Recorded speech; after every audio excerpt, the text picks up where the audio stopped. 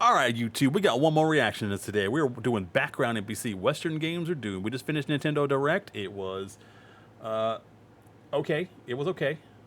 Don't like the pivot towards Switch 2 that they're doing a lot.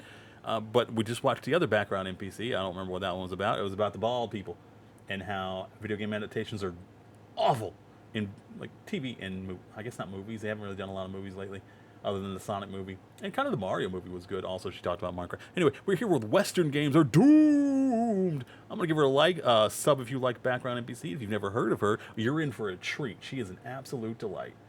Also, catch me on twitch.tv/mplaythejolly. I'm trying to hit 500 followers before my birthday. Appreciate it. Doing the push, baby. Very much a homebody. Almost Same, bro. Same. embarrassingly so. And weekends I'm are not when I embarrassed by have it the at all. most time to dive into whatever game I'm currently playing through. Up until about 3 weeks ago, that was Clair Obscur, which, yes, I Oh, really I want need, to play but that. It this sounds so weekend good. was no different. It's midnight on Friday night, and I'm working my way through Stellar Blade while my half-started copy of First Berserker Kazan is staring at me from my backlog. And as I was running around Zion, something just clicked. Both of these games have super fun, fluid combat. Both have very attractive protagonists. Both nail that one more try addiction that keeps you glued to your screen, and they're both Korean made. As I realized this, it hit me. When did Korean developers quietly start dropping all these bangers? I started looking into it and When they started ignoring all the people online who try to control what they're putting out so they can get their political messages across. I'm guessing then. guess this has just gone completely under my radar. Also, this is Infinity Nikkei, I believe. I kind of wanted to try this, but then I watched a video on like all the kind of scummy things they did before it came out, and now I'm not real sure. And also, this looks so much like Genshin. Holy crap! Like all of this is very Genshin coded. But developers from China and Korea, places that historically haven't made double or AAA titles, have really been knocking it out of the park lately. And obviously, Japan has always had their share of home runs too. But these days, with how expensive games are becoming and with how awful some of our choices are, this really means a lot. We're naturally gravitating towards the games that respect our time and money, and over the past couple years, Eastern developers have been pulling us in like a black hole, and I'm loving it. It's no secret that Elden Ring and the Soulsborne formula have inspired many of these Eastern developers. And how could they Very not? true. Elden Ring was a cultural phenomenon, and I have never played a From Software game until Elden Ring, and I never wanted to play one until Elden Ring. But I played Elden Ring, loved it. It was so good. I'd still never play any of the other ones. I liked the open world freedom. I feel like that really helped me out. I don't want to be stuck at one boss and unable to progress the game. I'd like to be able to go do something else. And yes, I've seen gamers claim Souls-like fatigue, but I think that fatigue only happens when the games are bad. So just like what Mr. Gunn said, it's really just bad game fatigue. Here's the thing though, these Eastern developers saw the genuine love and excitement people had for this genre and thought, we can make something players will love too. Most recently, we saw this with Wu Chang Fallen Feathers. Yeah, there were optimization issues at launch, but you can still see that this smaller team was genuinely trying to make something they thought would resonate with players. And since launch, they've apologized, they've released patches, and they've even given away in-game loot. Come on, they're obviously Oh, is that doing game their out already? best and working for us. They made this game. I didn't know Wu Chang was out. Hold on. I wanted to play that game. Is Wu Chang out already? Store. Wu Chang. Wu Chang clan ain't nothing to mess with. Black Myth Wukong. No. Wu Chang Fallen Feathers? Yeah, Wu Chang Fallen Feathers. Skadoosh. Did it release? It's got mixed reviews. Holy crap. See, I'm not gonna lie to you. I'm only wanted to play it because I saw a bird woman in there, and I like bird women. Wu Chang Fallen. It released July 23rd. Go figure. Okay. For us, the players, We'll and wait and they get it want on us sale. to enjoy it and love it. That's the difference. Some developers are genuinely trying to make games with us in mind, and others just aren't.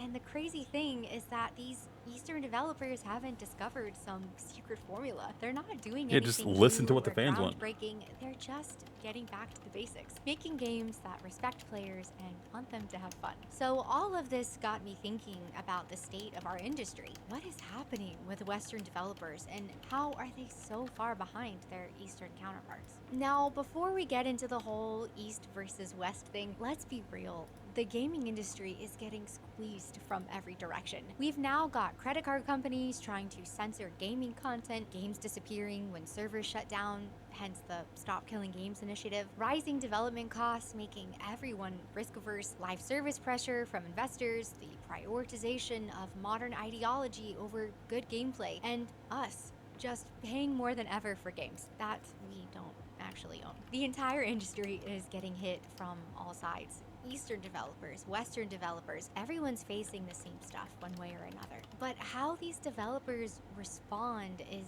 what tells you everything. When faced with the challenges, some developers are doubling down on actually caring about us, the players, because they understand we're the ones who can actually help them succeed, while others have just stopped listening to us entirely. So let's do a little dissecting of what the West has been up to. Now, be warned, it's a little bit depressing, but don't worry, we'll get through it together. And then we'll look at how Eastern developers are truly here to save the. I'm excited to hear her opinion on this. I feel like she's gonna be fair about it mainly, but also slightly biased towards one side, but try to stay fair at least, which is what we try to do here. Unless someone's broken our hearts so many times that we are obviously against them, Nintendo and Borderlands.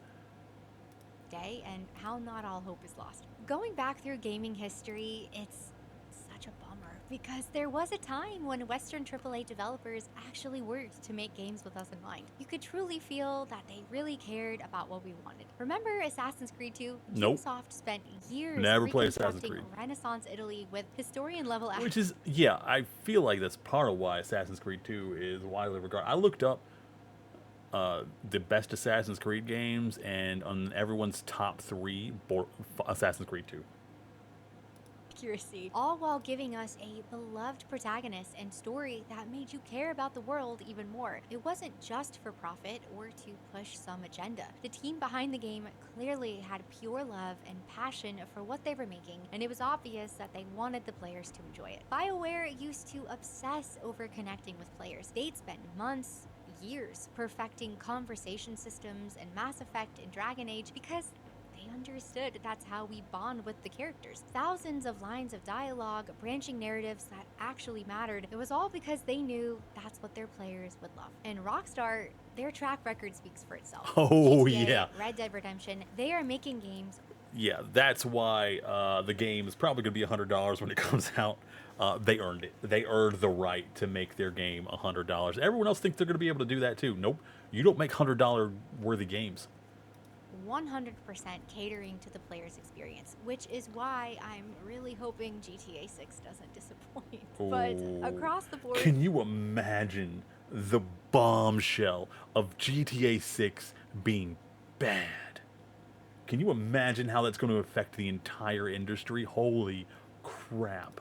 going back through gaming history, there are so many examples of games that were made by people who wanted to bring players joy. You could feel the love in every mechanic, every system, every decision. Western AAA gaming was in its golden age. So, what happened?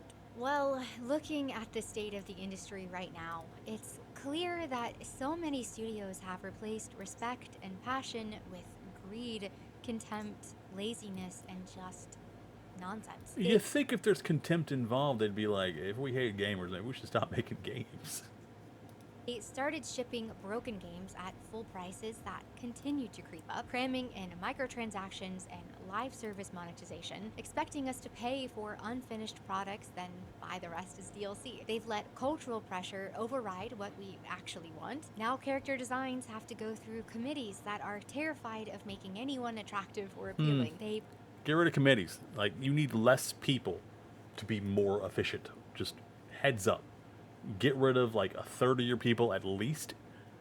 Because if you have to go through that many people, you have too many people. prioritize poorly executed modern ideologies over actual compelling narratives and characters. Everything they do at this point is for what the modern audience desires, but where are they? Where is this audience and why aren't they buying these games? I mean, just look at the lineup over the last few years. The Concord team allegedly spent well over their $200 Oh, million Concord budget returns, guys. just to make both a game and characters that appeal to no one. And then they shut down after 2 weeks. Dragon Age the Veilguard was in development. God, this is. I don't even want to finish this game. But honestly, like I don't want it on my unfinished list.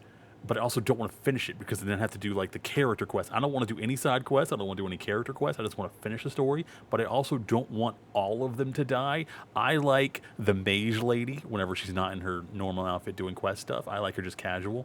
She's gorgeous and funny. Kind of liked him, but he's fallen off. And then the warlock guy with what's his face, the little skeleton. The skeleton guy is like half a why I like this guy, but I like him and the mage lady, and I would do their quest just to make sure they didn't die. Everyone like her, I kind of like, but I like her enough that I don't want her to die, but I don't like her enough to use her. If that makes any sense. So 3 people, I'm okay. I prefer not to die. For 10 years, I and just don't want to do all those somehow quests. still launched with insanely awkward and lecture-heavy dialogue in a game where dialogue is everything. The Saints Row reboot with over $100 million budget. That completely I'm ignored- going to play probably during Halloween if we have time, because apparently there's Pokemon and Outer Worlds 2 dropping. So it's going to be kind of a rough Halloween playing scary games, but I feel like we could probably do it because I don't plan on doing a lot in this game. Just going through the story. We're playing it for Halloween because I don't want to do it. So we're counting it as a scary game. ignored fan concerns and just steamrolled ahead to failure and ultimately the developer's demise. And don't even get me started on Ubisoft. Star Wars Outlaws only sold 1 million copies in its first month, despite their massive marketing spend, causing their stock to crash to a 10-year low. Then there's Assassin's Creed Shadows and Skull and Bones.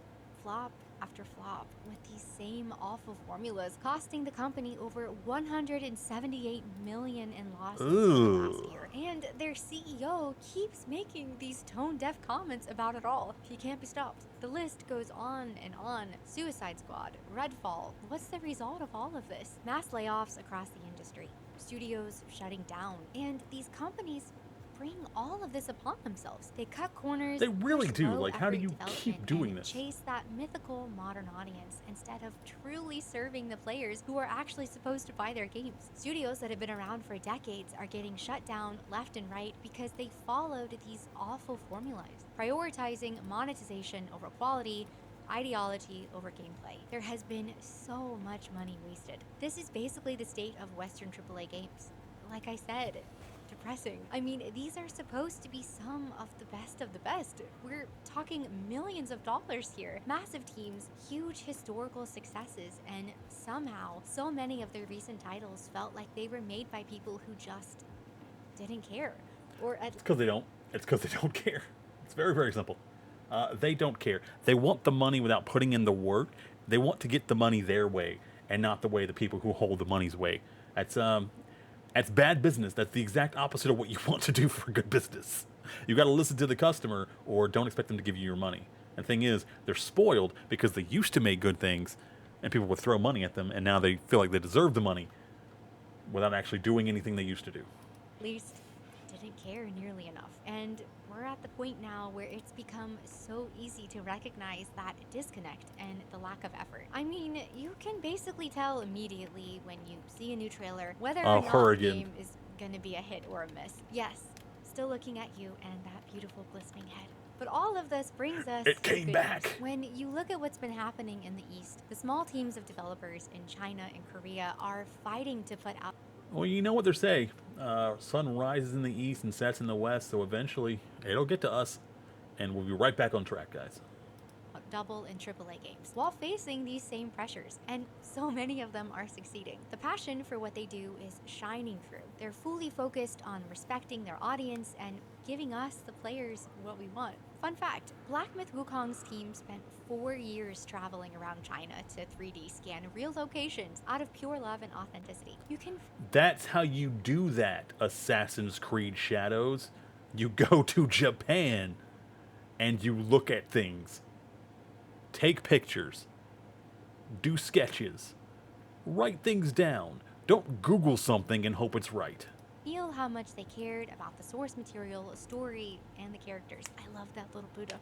And they shared that little that Buddha passion baby. with us at every step. And you know what? It worked. Black Myth Wukong cost around $42 million to make and has sold over 25 million copies. That's Good what for happens them. when players feel like someone actually cares about them versus trying to force things on them that they don't want. That's Stellar 1 Blade billion on gave us Steam a alone? Beautiful female lead and Yeah, they did. calculated physics for every single movement while refusing to compromise Oh. on a 60 FPS. I think she's into the it. game launched pretty much bug-free too. That's them caring about our experience. I And also want to play this. This is on the list. I don't know. I don't know if I already have it. Maybe it was on PS Plus. I might be too soon after it launched for it to be on PS Plus, or it might be on Game Pass. I don't know. I know I want to play this, but preferably the cheapest possible because I don't plan on like replaying it ever. So I don't want to pay full price for this one game I'm going to play once. If it's on sale for enough, maybe that too. But I do want to play this game. you can feel it in every It's not animation, usually my and the numbers style, prove but it. I still wanna Stellar try. Blade hit 3 million copies sold with 1 million copies on PC in just 3 days when it launched on Steam. I mean, that's a legit accomplishment, right? A pretty protagonist and good gameplay really are an unbeatable combo. Another recent one is Lies of P.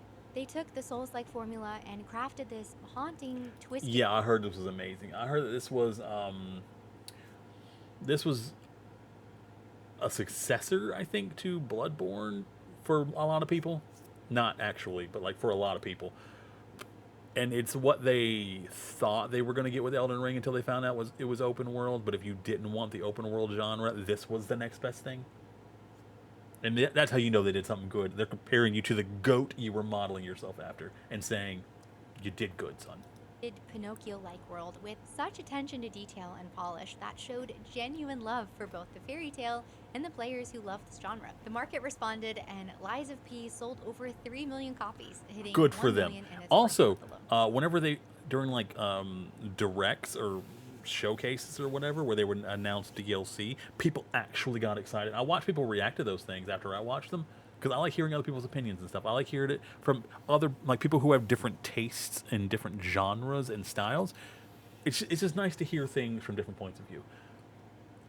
So everyone who liked Lies of P was excited for the DLC because they got to play more Lies of P. That's how you know it's amazing.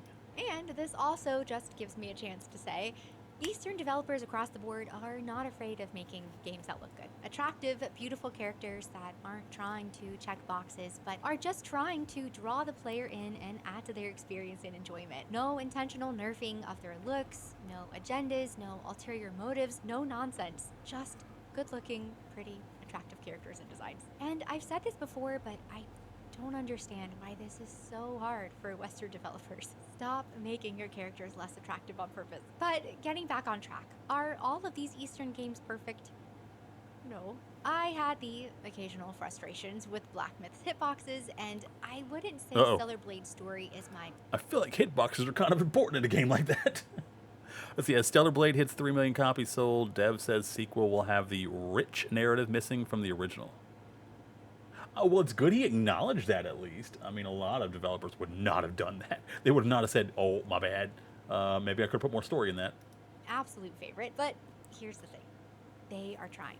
Just Yeah. like with what I was saying earlier with Wu Chang, they're clearly trying. They're at least putting in the effort, and you can easily see that these developers are working to make something they hope will love. The genuine care still comes through, even if the Honestly, this is kind of execution peaceful isn't watching this always bike ride. Yes, we want to get our money's worth and don't want to buy broken things. But from what I've seen across the internet, we're not expecting perfection, even at the AAA No, level. God, If no. you We do can- not expect the game to be perfect. Games are buggy and glitchy, even at the best of times. We don't expect it to be perfect. We expect that you tried to make it as good as possible, and you cared about the game you were making.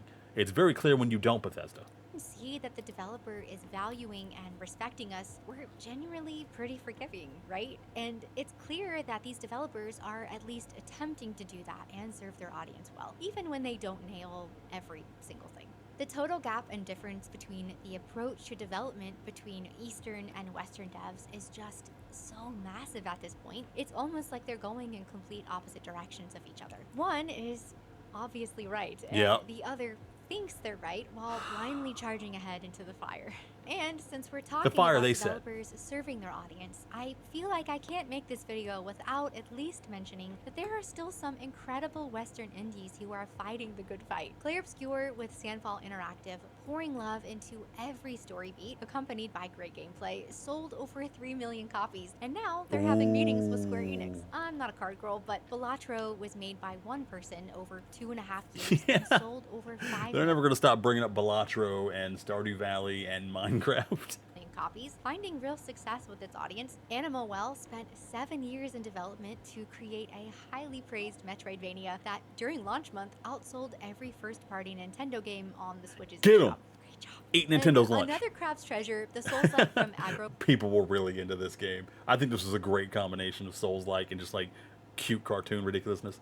Crab reached 500,000 copies sold in just over 3 months, with the developer saying, "You can't engineer virality, but you can put heart into the game." Heart. That's what we're talking about. Baldur's Gate 3 has sold over 15 million copies. You can feel I'm one how of those them, and I players plan on playing it at some point. I have to set aside a lot of time to play it, but I'm going to play it.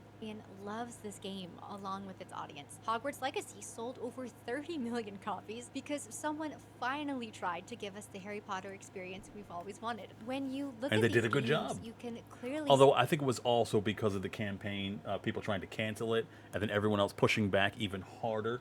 Some people buying multiple copies just to give them the middle finger. God bless those people. see a difference versus all the Western flops, right? The AAA disasters with their massive budgets will continue to be completely outperformed by developers who show genuine love, care, and appreciation. The pattern is crystal clear. When developers make games Crystal. for us, we respond, even when the games aren't perfect.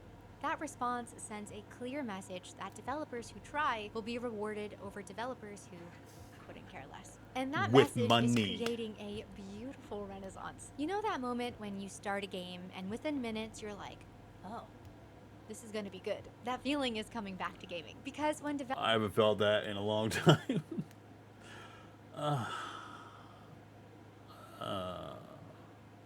I'm honestly trying to think of the last time I started a game, and I'm like, oh, this is going to be good.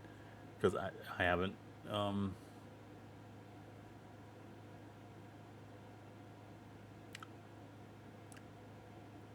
I don't know, probably Tiny Tina Wonderland, just because I was so excited for Borderlands that didn't have to be canon. And honestly, it was good. It was not amazing. A lot of parts of it were not great. I feel like it was a huge missed opportunity for a lot of things. But honestly, it was good. I enjoyed it. If you just want more Borderlands, but you want to like change it up a lot, Tiny Tina Wonderlands is fantastic for that. prove that actually caring about players works, it gives everyone else permission to care again too. When studios see Black Myth Wukong making $1 billion or Stellar Blade having immediate success on Steam, suddenly the whole industry Just run that bike into start somebody. actually thinking about your players. Background or NPC is a watch the menace. developers who do care about us leave you behind. This success is spreading. More Chinese and Korean studios are feeling confident Keep that giving us those caring wonderful about games, players guys. works at a AAA scale, and they're branching out beyond Souls-likes into every corner of gaming.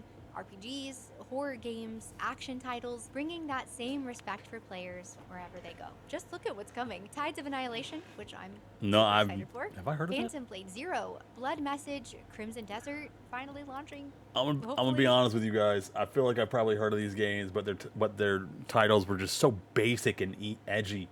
I was just like, okay, that's a stupid name, but all right.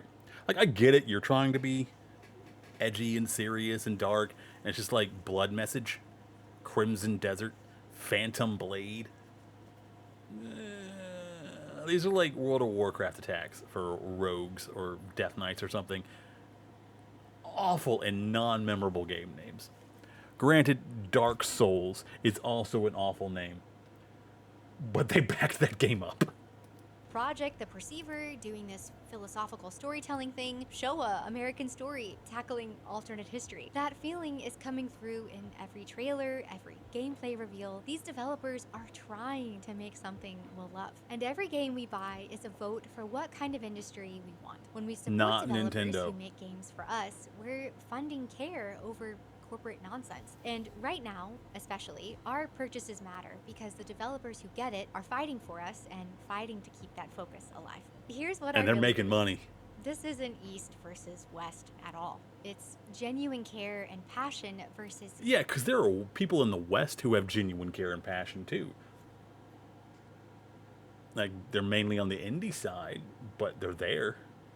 contempt and disrespect. Developers who build with their audience in mind versus studios who've stopped thinking about us entirely. And after all of the chaos that's infected gaming development over the years, I still feel genuinely hopeful. We're proving that our voices and our wallets do make a difference and that the future of gaming will be written by the developers who value what the players want.